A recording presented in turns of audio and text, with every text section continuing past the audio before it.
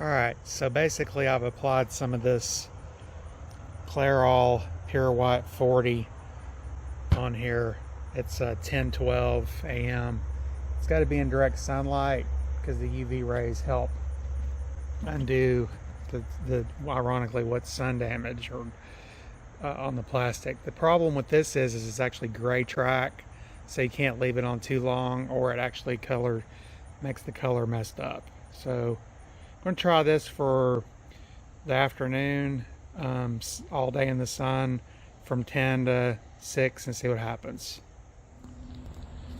Alright, it's 2:04, so it's been about 4 hours. This is definitely a big difference from before. You can see it lifts off the rust also, so I'm going to clean this up a little bit, see what we have. Next, I'm going to take some of this LA Totally Awesome degreaser spray on there.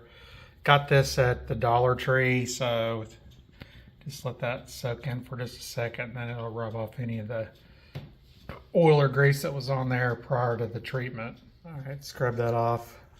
Now I'm just going to put a little bit of Dawn on there. All right. I mean, as you can see, cleaned up really nicely. It's drying off now. So this is the before and after. Hopefully you can tell in the video. It's definitely very noticeable. And if I flip this over, you can see the original color was yellowed out. You could actually treat both sides if you really wanted to, but that's definitely a major difference. Let's bring it over here into some more full sunlight here. See if you can tell. Yeah, look at that. So just make sure you don't do it too long. I've noticed I tried to do one for more than 4 hours and it seems like it overdid it. So in my case, I did it for 4 hours. Probably could get away with even less, but this looks much better than the original there. Here's another look. Look at that. I mean, day and night. And you can tell it used to be pretty yellow.